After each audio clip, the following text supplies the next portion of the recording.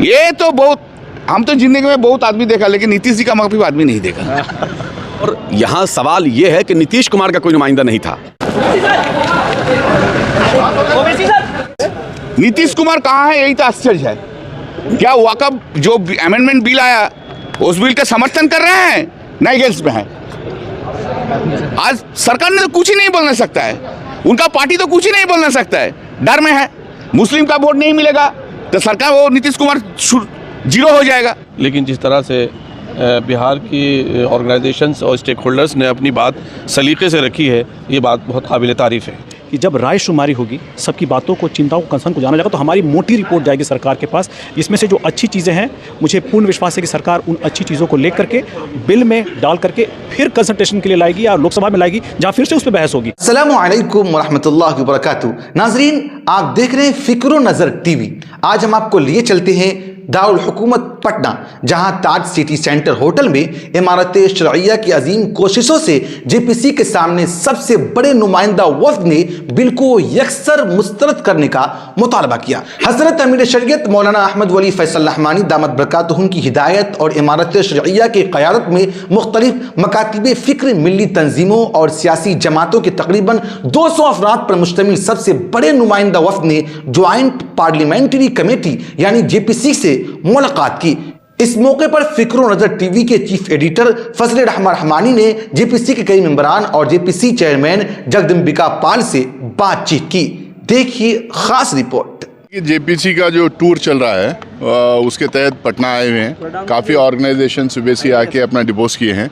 अब second half में भी कई ऑर्गेनाइजेशन डिपोज करेंगे, कोई पक्ष में, कोई विपक्ष में, कोई कुछ अमेंडमेंट्स को सपोर्ट कर रहे हैं, कुछ अमेंडमेंट्स के ख़िलाफ़ बात कर रहे हैं, और डेटा भी हम लोग मान रहे हैं, सवाल जवाब भी हो रहा है। तो उम्मीद है कि अच्छा खासा डेटा और एक्चुअल फैक्ट्स क्या है, ग्राउंड पे रियलिटी क्या है, क्या मिस इन्फॉर्मेशन फैलाया जा रहा, लेकिन फैक्ट्स क्या हैं, ये मुझे लगता है कि सामने आएंगे। रिटर्न में भी हम लोगों ने कई जवाब उन लोगों से मांगा है जो लोग डिपोज करने के लिए आए थे।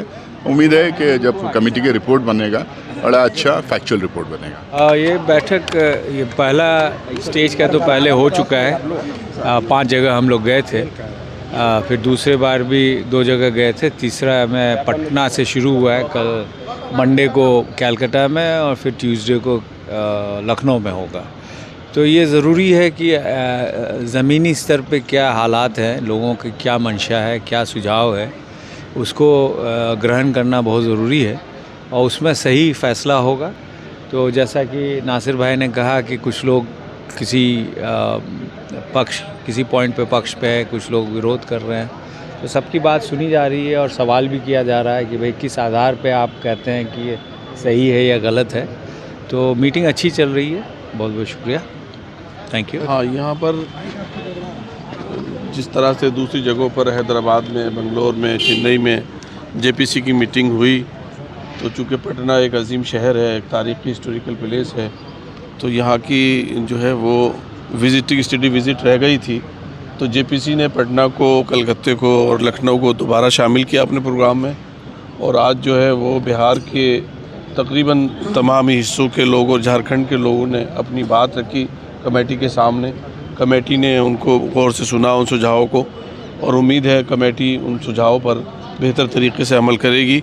लेकिन जिस तरह से बिहार की ऑर्गेनाइजेशंस और स्टेक होल्डर्स ने अपनी बात सलीके से रखी है, ये बात बहुत काबिल तारीफ़ है। इसमें सबसे बात यह है कि एनडीए की एलआई पार्टी है, हिंदुस्तानी अवाम मोर्चा मांझी जी की, और लोजपा, इन दोनों के नुमाइंदे हैं, लेकिन जेडीयू के नुमाइंदे को यहाँ नहीं पहुँचे हैं।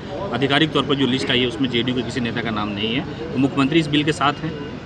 नहीं, ये तो कमेटी की जो अंदर की बात है वो हम प्रेस में नहीं कह सकते, और जाहिर सी बात है कमेटी को सभी लोगों ने ज्वाइन किया है। कमेटी का कोई बायकाट किसी ने नहीं किया। नहीं, जो चर्चा बहुत अच्छी रही, हमारे तक पॉजिटिव ही सवालात हम लोग पूछते हैं और पॉजिटिव ही जवाब दिए गए। जो वक्फ से रिलेटेड हैं, स्टेक होल्डर्स के मसाइल हैं, उन्होंने अपने मसाइल भी रखे और बहुत अच्छी चर्चा हुई। उसमें किसी तरह की कोई बदअमनी, कोई बदनज़मी मीटिंग में देखने को नहीं मिली। अब तक सर आप लोगों ने बहुत सारी जगह जेपीसी की मीटिंग ऑर्गेनाइज की है, उड़ीसा में, आसाम में, तो जो लोगों से मिले, स्पेशली जो माइनॉरिटीज़ का रिप्रेजेंटेशन है, वो कैसा आपको लगा? नहीं ठीक है, अल्हम्दुलिल्लाह सभी लोगों का रिप्रेजेंटेशन बहुत अच्छा रहा, सभी लोगों का, जितने भी स्टेट होगा या नहीं होगा ये तो सरकार फैसला लेगी और जेपीसी उसमें आखिर में फैसला लेगी। सर इस बिल को आप कैसा समझते हैं? नहीं, अब देखिए बिल पे चर्चा चल रही है, जेपीसी बनी हुई है, अभी इस ताल्लुक से वहाँ की बात हम बाहर करने के लिए उचित नहीं है। रुख क्या लगा? बट ये मैं बता रहा हूँ कि राष्ट्रीय जनता दल, आदरणीय राष्ट्रीय अध्यक्ष, राष्ट्रीय जनता दल के राष्ट्रीय अध्यक्ष लालू प्रसाद यादव जी, नेता प्रतिपक्ष तेजस्वी यादव जी ने मुझे पार्टी का प्रतिनिधित्व करने के लिए यहाँ भेजा। मैं पार्टी के नुमाइंदा के तौर पर अपनी बातों को मजबूती से रखा। मेरी पार्टी का जो पहले दिन से ये पक्ष रहा है, मैं अपनी पार्टी के बातों को मजबूती से रखा। सारी बात मैंने बता दी, उनकी भी बात मैंने सुनी। और यहाँ सवाल ये है कि नीतीश कुमार का कोई नुमाइंदा नहीं था। माननीय मुख्यमंत्री जी की पार्टी है नीतीश कुमार जी, जनता दल यूनाइटेड का कोई नुमाइंदा नहीं था। ये बड़ा सवाल है। नीतीश जी का डबल चेहरा लोगों के सामने आ गया है, क्योंकि नीतीश जी का भगवाकरण हो चुका है। आज देश संकट में है, देश में खाना जंगी करने की कोशिश हो रही है और नीतीश जी खामोश हैं। तो देश तो देख रहा है, हम आपके हैं कौन, हम आपके हैं कौन तो नहीं चलेगा। देश देख रहा है, बिहार देख रहा है। इनकी जो नीति है वो लोगों ने देख लिया, समझ लिया है कि नीतीश जी ने इतने ख़तरनाक बिल, जो इसको जो पढ़ ले लोग ठीक से तो उससे रोंगटे खड़े हो जाएंगे। यकीनन ऐसे बिल के ख़िलाफ़ खड़ा होने वाला शख्स इस देश का हमदर्द, इस देश से मोहब्बत करने वाला हो सकता है। ऐसे बिल की हमारी पार्टी पुरजोर मुखालफत करती थी, करती है, करती रहेगी। वो तो पार्लियामेंट, वो तो जेपीसी के मेंबर के हैसियत से है। स्टेक होल्डर के तरफ से जदयू का कोई सदस्य वहाँ नहीं था। साफ साफ बात है कि वो ऐसे कोई भी बिल आते हैं, आती है, चाहे वो सीए हो एनआरसी हो, उसका वो समर्थन करते हैं। ये भी मौका शायद इस तरह की जेपीसी है और जेपीसी खुद पटना आ रही है। दिल्ली में तो हम ऑल इंडिया के ऑर्गेनाइजेशंस मिले हैं, लेकिन सभी स्टेट के ऑर्गेनाइजेशन के हेड के साथ मिल रहे हैं। तो इससे साफ है कि ये जमहूरियत का जो एक तकाजा है, डेमोक्रेटिक है, कि अगर गवर्नमेंट ने इस बिल को तजवीज़ किया स्पीकर साहब से कि इसको जेपीसी को सुपुर्द कर दिया जाए और जेपीसी में तमाम स्टेक होल्डर, तमाम खानका, दरगाह के या हमारे all India Muslim personal law board या जमायत उलमा या तमाम और जो तंजीम है, उन सब के लोगों से बातचीत मशवरा हो सके और उनकी उस तजवीज़ पे हम गौर करके एक अच्छी मुकम्मल रिपोर्ट तैयार करके हम उसको लोकसभा में पेश कर सकें। Actually, the problem is quite common all over the India, not only in this Bihar. The problem remains same all over the India. We have been visiting various states in person, and also we are inviting the stakeholders to Delhi. Every week we have been conducting the meeting. We are working on it. We will see, inshallah.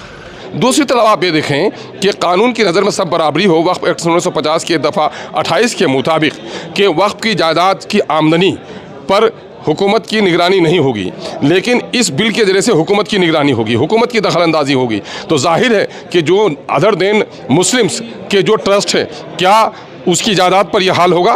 क्या उसकी आमदनी को regulate करेगी केंद्र सरकार? नहीं करेगी। तो एक ही मुल्क में मुसलमानों के अलग कानून और गैर मुसलमानों के अलग कानून, ये हुकूमत की बदनीयती का बड़ा सबूत है। अब उनको बताना पड़ेगा कि असली सेकुलरिज्म क्या है। अगर भाजपा में विलय कर दिए तो ये भी घोषणा इलेक्शन कमीशन में कर दीजिए, देश भी जान जाएगा और आपको भी जान जाएगा। अगर भाजपा में विलय नहीं किए, अपनी इंडिपेंडेंट आइडेंटिटी है नीतीश जी की, मांझी जी की, चिराग जी की और नायडू साहब की, तो आपको दिखाना पड़ेगा जेपीसी में, आपको वोट उसके खिलाफ देना पड़ेगा। आपको मुसलमानों ने, यहाँ के सेकुलर पसंद लोगों ने आपको चीफ मिनिस्टर नीतीश जी बनाया है। सिर्फ एक तब भाजपा ही लोगों ने चीफ मिनिस्टर, जब भाजपा आपके पीठ पे खंजर गोपी थी तो महागठबंधन ने आपको चीफ मिनिस्टर बनाया था। सीट कम भी थी तब भी आपको चीफ मिनिस्टर बनाया था। तो अब नीतीश जी, नायडू जी, आप भी याद रखिए, कब्रिस्तान और घेराबंदी की बात किए हैं आंध्र प्रदेश में, तब चीफ मिनिस्टर बने हैं। अगर चाहते हैं कि मुकेश साहब का, लोग उनके जो साहबजादे हैं, भविष्य अच्छा हो, तो वक्फ तरमीमी बिल पर खिलाफ में वोट देना पड़ेगा। अगर संतोष मांझी जी चाहते हैं, मांझी जी, कि संतोष जी का भविष्य उज्जवल हो, तो उनको भी खेला देना पड़ेगा। और चिराग जी, अगर रामविलास जी के आप साहबजादे हैं, रामविलास जी साहब आप एक इंस्टीट्यूशन है, रामविलास जी हमेशा मुसलमानों के साथ जब भी कुछ लड़ाई हुई, उनकी इंसाफ की अगर सबसे बेबाक आवाज़ है, उसका नाम रामविलास पासवान जी है। तो चिराग जी का भी टेस्ट है। अगर वहाँ पर मांझी जी आपका एडवोकेट जो प्रवक्ता है, उसके चक्कर में रहिएगा और पांडे जी और सिंह जी के चक्कर में रहिएगा, तो फिर हाजीपुर भी हारिएगा, फिर वही हो जाएगा। नीतीश कुमार कहाँ है, यही तो आश्चर्य है। क्या वक़्फ़ जो अमेंडमेंट बिल आया उस बिल का समर्थन कर रहे हैं, नहीं अगेंस्ट में है? आज सरकार ने तो कुछ ही नहीं बोलना सकता है, उनका पार्टी तो कुछ ही नहीं बोलना सकता है, डर में है। मुस्लिम का वोट नहीं मिलेगा तो सरकार वो नीतीश कुमार जीरो हो जाएगा, और उनका साथ भी बीजेपी का साथ नहीं रहेगा तो उनका तो सरकार गिर जाएगा। ये तो बहुत, हम तो जिंदगी में बहुत आदमी देखा लेकिन नीतीश जी का मौका आदमी नहीं देखा। पॉलिटिक्स उनका पास से सीखना होगा भाई। क्षमता में रहने के लिए जो जो करना चाहिए वो कर रहे हैं। हाँ, इधर मुस्लिम भाई लोग को चटा में वो क्रोध में नहीं ले आते और स्टेटमेंट में ही नहीं दिया है, तो क्रैच है ना, मोदी जी का क्रैच। देखो क्या होता है, नीतीश कुमार दिखा देता है, नीतीश कुमार और चंद्रबाबू नायडू, उन लोग को बोलना होगा, पब्लिकली बोलना होगा, आप उन्होंने ये अमेंडमेंट बिल को समर्थन कर रहा है ना अगेंस्ट में है। धोखाबाजी से पॉलिटिक्स नहीं चलते हैं। आप सब रिलीजियन का है, सब रिलीजियन का इंटरेस्ट आपको देखना होगा। उन्होंने तो आए सब रिलीजियन का वोट लेके, मुस्लिम का वोट लेके आए ना नीतीश कुमार ने, तो आज के क्यों उन लोग का पास नहीं है? यही तो सबसे बड़ा मुद्दा है आज। देखिए, जेपीसी का जो मैंडेट है वो ये है कि हर पक्ष को हम सुनेंगे, हर पक्ष की हम राय लेंगे, उनसे राय शुमारी लेंगे, हर पक्ष की चिंताओं को, कंसर्न्स को जानेंगे। हमारा मकसद है कि हम सबकी राय को लेकर के एक कॉम्प्रिहेंसिव रिपोर्ट बना करके सरकार को दे। इसके बाद सरकार का दायित्व है कि हम इस रिपोर्ट में से कौन कौन सी चीज़ें लेकर के आगे हम बिल में अमेंड करेंगे।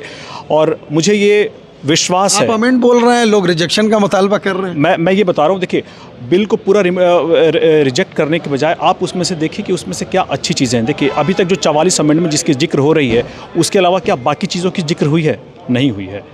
छोटी सी बात है कि सर्वे कमिश्नर आज नहीं, 1995 जब वक्फ एक्ट 1995 हुआ था, उसके बाद से लेकर के क्या सर्वे कमिश्नर जो अपॉइंट हुए थे, क्या उन्होंने सारी संपत्तियों को सर्वे कर लिया है?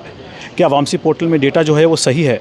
अगर वो किसी कारण से अगर वो त्रुटियां रह गई हैं तो क्या उनको सही नहीं होना चाहिए? इसलिए बहुत ज़रूरी है कि जब राय शुमारी होगी, सबकी बातों को, चिंताओं को, कंसर्न को जाना जाएगा, तो हमारी मोटी रिपोर्ट जाएगी सरकार के पास। इसमें से जो अच्छी चीज़ें हैं, मुझे पूर्ण विश्वास है कि सरकार उन अच्छी चीज़ों को लेकर के बिल में डाल करके फिर कंसल्टेशन के लिए लाएगी या लोकसभा में लाएगी, जहाँ फिर से उस पर बहस होगी। नाजरीन, ये थी पटना में होने वाले जेपीसी के सबसे बड़े मुस्लिम नुमाइंदा वफ्द के साथ एक अहम मीटिंग की तफसीलात, जहां मुख्तलिफ मकातिब फ़िक्र के नुमाइंदों ने वक्फ तरमीम बिल 2024 के खिलाफ अपनी मजबूत और मुदल्लर गुफ्तगू पेश की। हजरत अमीर शरीयत मौलाना अहमद वली फैसल रहमानी दामत बरकातुहुम की हिदायत पर जारी इस तारीखी जद्दोजहद का मकसद न सिर्फ मुसलमानों के हुकूक का तहफ़्फ़ुज़ बल्कि जमहूरी और आइनी अक़दार की हिफाजत भी है। शुक्रिया।